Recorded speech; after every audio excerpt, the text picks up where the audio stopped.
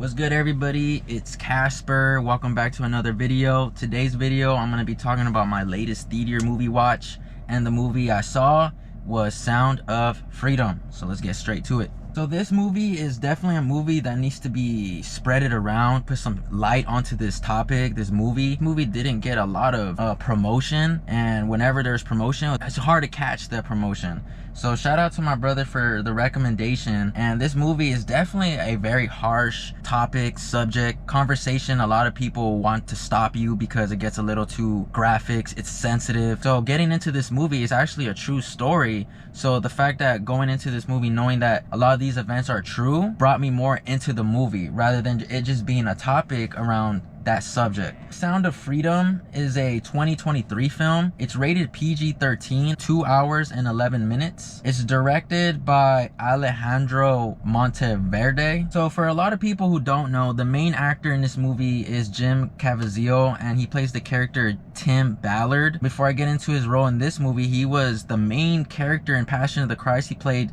Jesus in that movie. Background about this movie in regards with him, there's recorded clips and interviews of Mel Gibson actually trying to promote this movie. Caviezel and Mel Gibson are really close. The fact that you had Mel Gibson co-signing this movie, very awesome to see, because this is a movie you really got to sit down and watch. So Tim is a government agent, and part of his job is to catch pedophiles. One thing in this movie is really good at storytelling by step.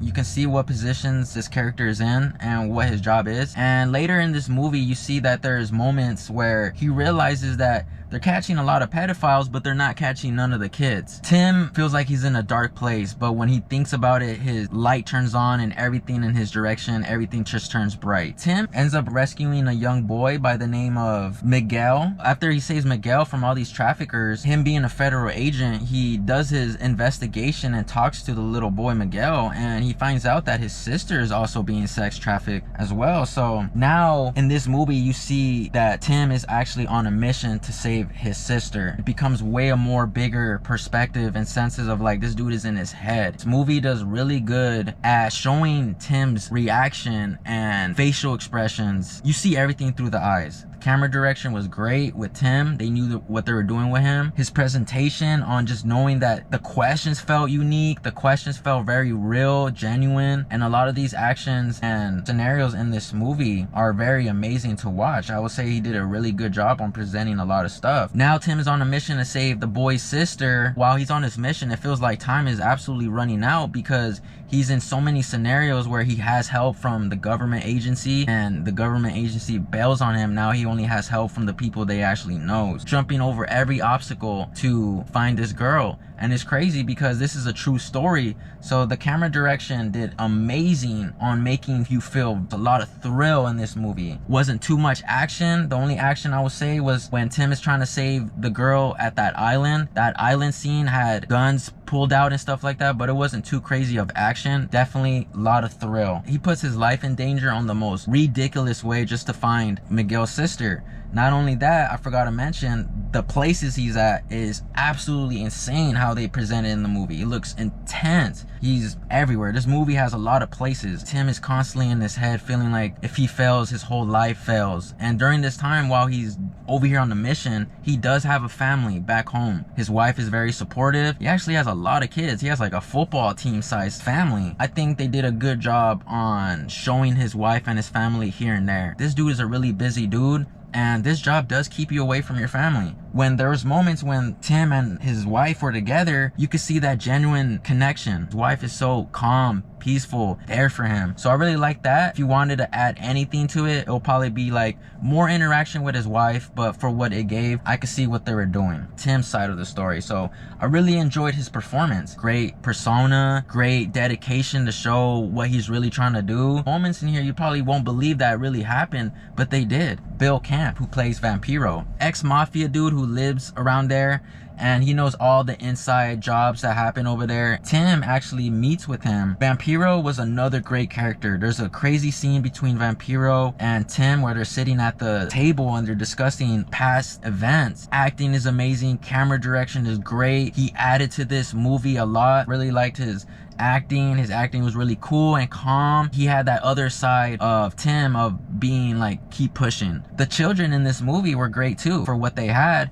I think every children in here presented themselves very well. The acting was good, the feelings were presented really well, and the camera direction really helps to see all these emotions that all these characters are going through. All the kids did a great job, nothing wrong with none of the kids. All the evil characters in here that were presented in here, you hated every single one. So with the flow of this movie, you hate every character that's doing what they're doing. This movie is very graphic. It's PG-13. There's moments in here, if you knew it was a rated R, this movie would be so much more intense. Even at the PG-13 level, this movie had me like, wow, it's sad, very sad. There's moments in this movie that are very tough to watch. You know, even though it's PG-13, brought a tear to my eye because this is real life stuff that's happening. And it's such a dark place that these kids are at. You feel a lot of these emotions. The movie starts off with how the kids are getting tricked into being sex trafficked, because this is happening on a daily basis. Beginning scene showed how parents are easily manipulated and tricked into letting people they don't know, and they're trusting them. You know, they're leaving their kids with these people and the parents are not even there. Music and the score in the background all fit every moment that they were trying to do in here, and it added to all that. It's a very harsh subject, and at times this movie does get hard to watch. There's a lot of creativity with the director as well. Throughout this movie, you see real footage of stuff that's happening. In